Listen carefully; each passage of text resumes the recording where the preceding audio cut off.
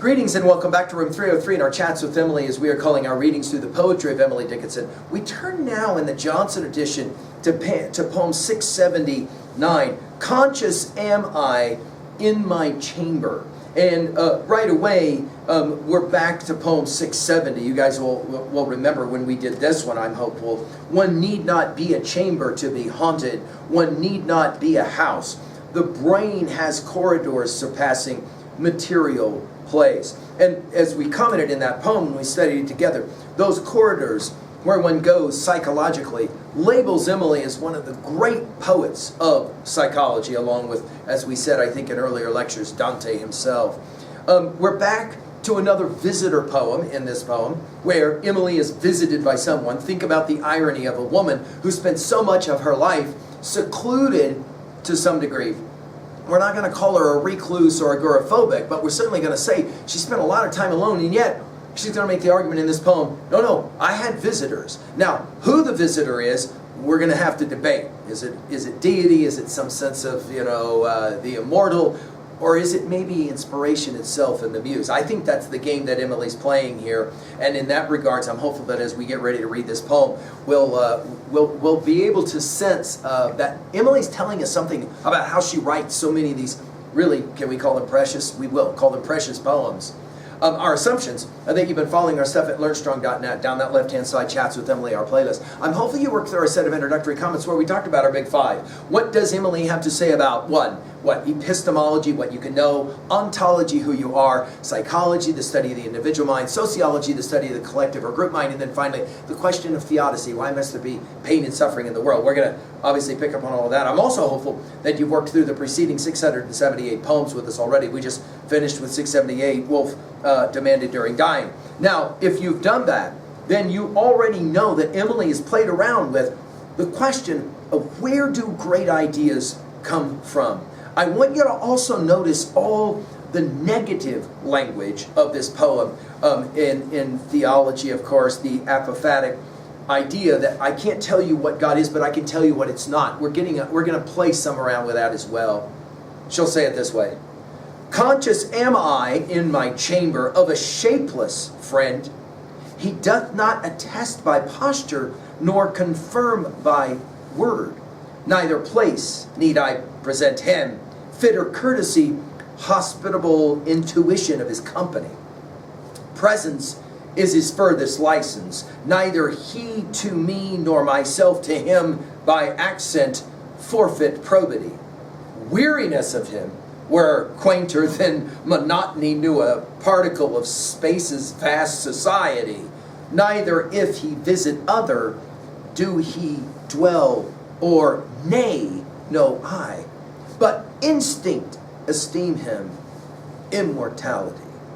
Now, again, who is she talking about as this shapeless friend that comes to visit her? Let's point out it is a friend and not an enemy.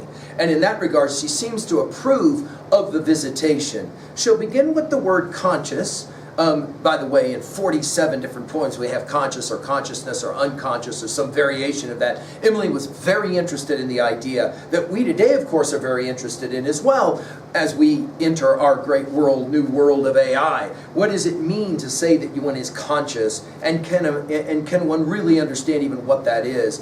When we get to poem 822, we'll come back to this consciousness project again. She'll say it this way. This consciousness that is aware of neighbors and the sun will be the one aware of death, and that itself alone is transversing the interval experience between and most profound experiment appointed unto men.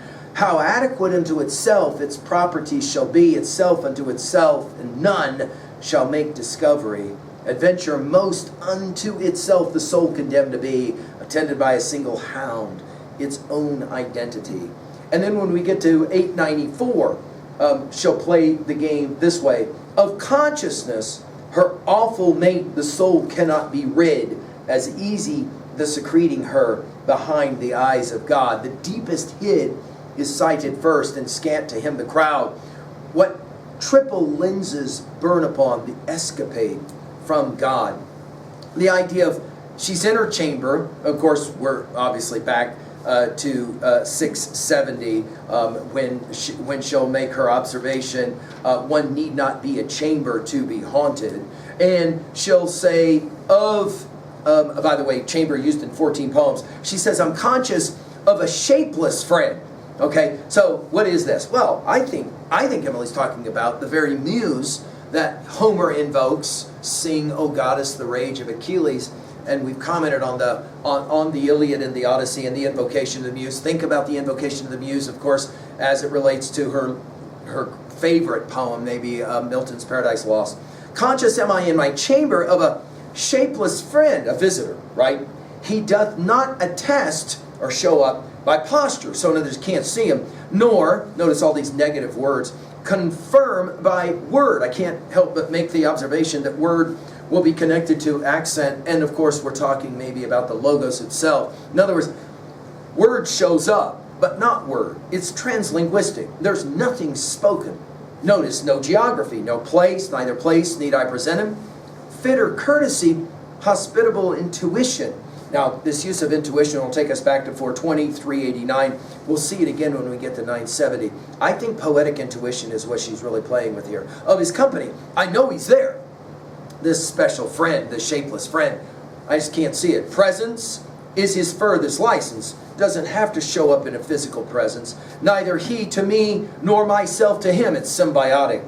By accent, forfeit probity. In other words, it's translinguistic. We don't have to talk about it.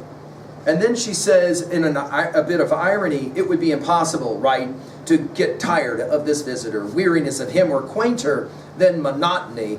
We'll see monotony in 928 and 1344 used the only other times. Then monotony knew a particle of space's vast society. I think vast is the key word of the poem. In other words, she says, there isn't any way that the conversations or the relationship would ever grow boring with this shapeless friend. Neither if he visit other, do he dwell or nay no I. It's strange syntax to say, I don't know if he shows up for anybody else or not. Of course, when we hear this word dwell, we hear of 657, I dwell in possibilities. And I think these poems can be put together rather easily. But instinct esteem him immortality. Now, some have said, oh, this is her visitation from an angel or from God. I think it's more, Emily's talking about where she gets her ideas for her poetry. And in that regards at 2a, I think that her argument is that it's hard to explain the translinguistic experience of the divine or of inspiration, and yet it's there. And we read these poems knowing clearly it's there. At 2b, I love the joke, the quaint joke, if I can use the word of the poetry, of talking about what one can't actually see, and yet speaking of it as if it's very real. At 3a, I think the invocation of the muse in so many of the great poetic traditions is what the game that Emily's playing. And of course, Whitman did something very similar, as we commented in our studies, Talks with Walt at learnstrong.net. Finding at 3b to own a poem like this, what was a time in your life when you tried to explain the translinguistic? And as an artist or as a poet or a writer, what is that like to have a shapeless friend? Thank you.